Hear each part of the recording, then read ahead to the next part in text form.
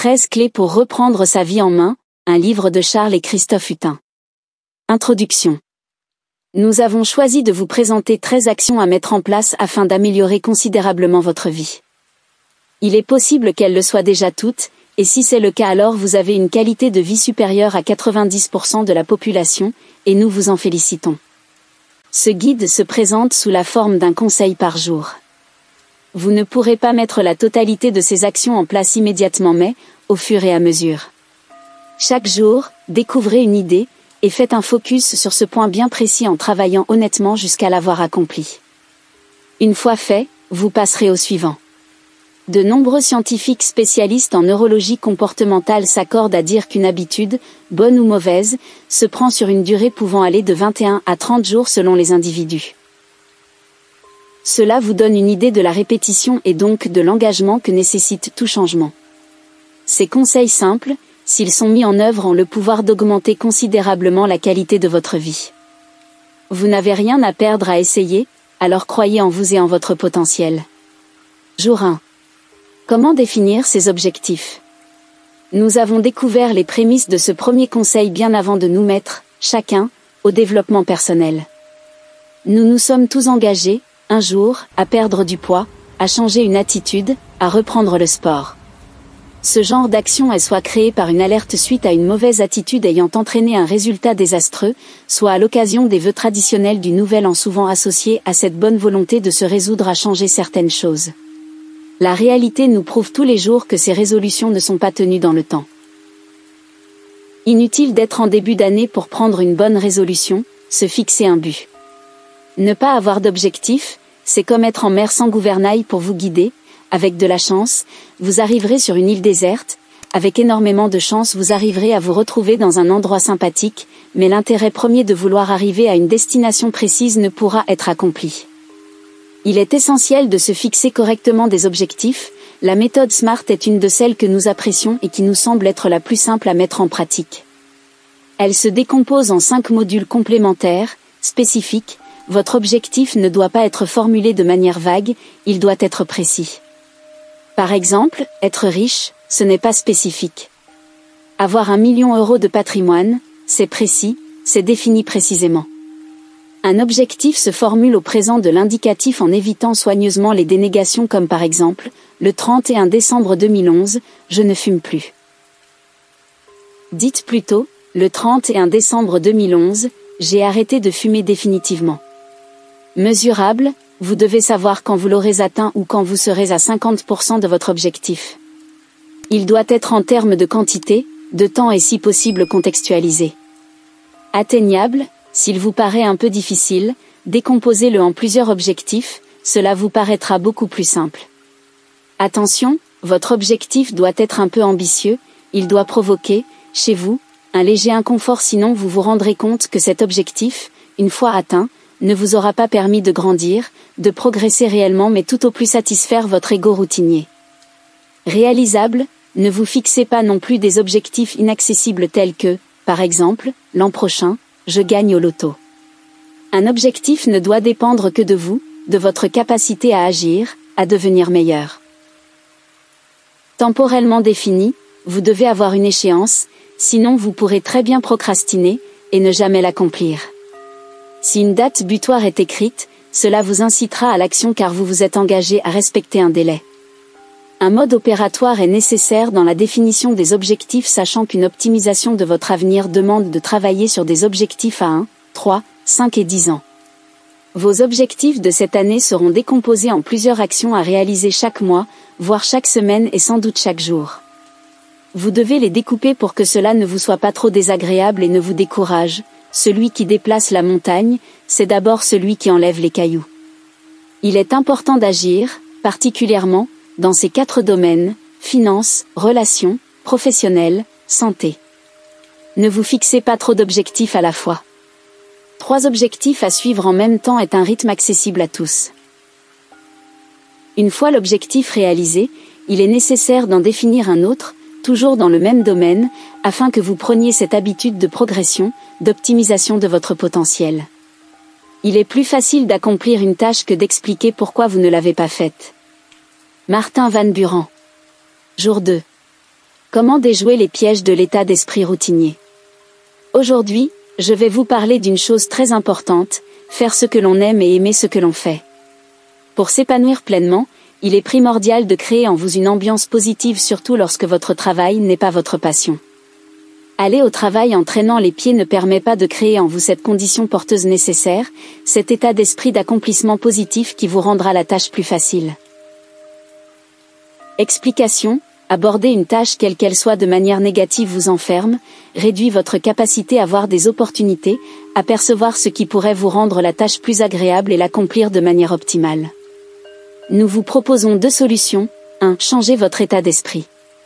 Investissez-vous sans compter dans votre travail et aimez-le, vraiment. Votre hiérarchie ne pourra voir que d'un bon œil cette attitude progressiste et valorisante pour vous. Pour évoluer, il faut savoir se rendre indispensable. Formez-vous, réfléchissez à ce que vous pouvez améliorer dans vos compétences ou dans ce que vous pouvez apporter de dynamisant à votre entreprise et faites-le. Par exemple, dans le secteur du marketing, il existe de nombreux ouvrages riches d'informations diverses que vous ignorez peut-être. Auto-formez-vous pour progresser. Après avoir intégré suffisamment de connaissances, faites en profiter votre entreprise, vous en sortirez grandi et découvrirez un jour que votre patron a prévu une promotion pour vous. 2. Changez de travail. Faites le grand saut. Choisir une activité, un métier qui vous plaît vraiment et non une activité par défaut. Celle-ci créera en vous un renouveau, une découverte, un élan vers le sourire, vers le plaisir d'aller au travail. Vous ne serez plus animé par le stress, l'aigreur ou l'ennui mais par la curiosité, l'excitation et une sensation d'accomplissement indispensable à tout être humain. Travailler dans votre passion serait, évidemment, un must, nous en convenons tous. De nombreux domaines peuvent sans doute vous plaire, vous attirer. Nous avons, aujourd'hui, une palette incroyable de métiers différents, tous épanouissants. Alors faites ce pas, et changez votre quotidien. Ce quotidien est votre vie, votre réalité, pas celle de votre patron mais la vôtre. Vous devez trouver une activité qui vous donnera du plaisir et cela, même au détriment d'une légère baisse de salaire. L'essentiel est ce que vous ressentez. Aller au travail avec le sourire attire à nous de nouvelles opportunités et crée en nous de bonnes émotions synonymes de santé. Être heureux d'apporter sa contribution de la meilleure manière possible à notre monde et animer votre maison d'une bonne humeur rafraîchissante sont gages d'un quotidien serein et porteur. Il est évident, et vous en conviendrez facilement, qu'il est bien plus agréable de vivre avec une personne qui s'épanouit dans son activité, qui vous partage ses joies, ses accomplissements, ses découvertes, ses concrétisations plutôt qu'une personne triste, blâmant ses collègues et ses supérieurs, justifiant ses erreurs commises sans doute par un manque de concentration certainement dû au fait qu'il n'y a plus de plaisir ou expliquant systématiquement que le patron qui lui offre ce travail est un exploitant sans valeur humaine. Changer de travail n'est pas chose simple, j'en conviens. De tout quitter pour créer son entreprise, encore moins. En revanche, c'est faisable. De nombreuses percées sont possibles, il faut être curieux et souvent culotté. Mais voulez-vous vraiment vous donner les moyens de vivre une vie que vous aimez?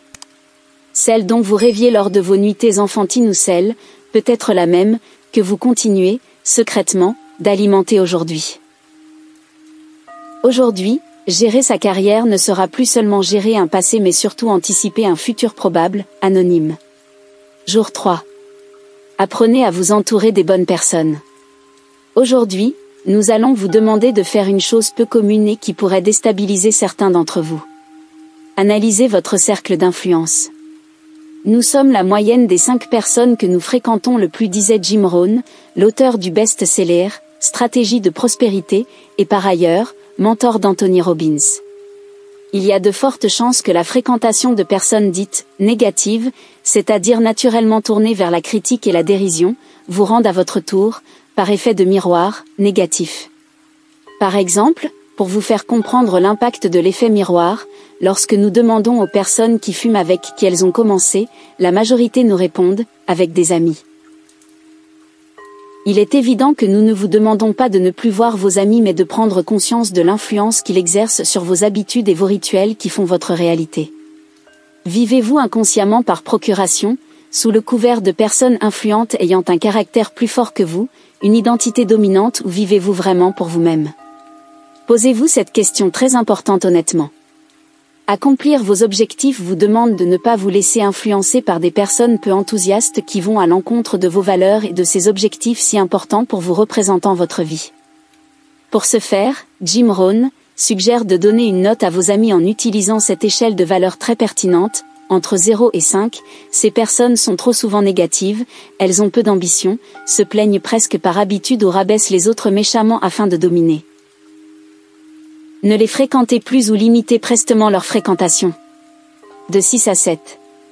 À ce niveau, nous trouvons des personnes qui peuvent vous gruger ou être dans une mauvaise passe passagère. Elles peuvent donc avoir besoin d'aide, aidez-les à repasser au-dessus de 7, mais ne perdez pas toute votre énergie à le faire. De 8 à 10, vous aurez la chance de croiser à ce niveau les personnes qui vous boostent, vous motivent, qui sont derrière vous quand vous entreprenez quelque chose. Leur attitude enjouée et leur approche positive des choses vous apportent régulièrement de l'énergie, de l'entrain, de la confiance. La fréquentation de ces personnes permet d'entrevoir la vie sous un angle printanier par lequel les solutions fleurissent à chaque instant. Il est très facile de les reconnaître, elles sont animées par un optimisme porteur et fédérateur. Votre objectif sera donc d'être, pour vous personnellement, au-dessus de 7, mais également pour votre cercle d'influence. Si vous avez suivi, ou allez le faire, notre précédent conseil, alors vous ne rencontrerez pas trop de difficultés à savourer la compagnie de ces personnes qui échangent de l'énergie. Jour 4. Quelques moyens simples pour bien s'organiser. Aujourd'hui nous allons aborder un point clé dans toute réussite, l'organisation. Un manque d'organisation peut vous faire passer 3 fois plus de temps que nécessaire sur un projet donné. Si ce projet est de changer de vie, alors vous aurez besoin d'un plan d'action structuré. Afin d'éviter de procrastiner et être plus efficace, il est nécessaire d'apprendre à maîtriser les listes. Des outils faciles d'utilisation sont, comme les to-do list, à la portée de chacun. Celles-ci permettent d'avoir une vision plus claire des tâches quotidiennes ou hebdomadaires à effectuer. Un classement par ordre d'importance associé à une date de réalisation s'avère être judicieux et vous poussera à passer à l'action. Commencez, par exemple, par faire ce qui est rapide.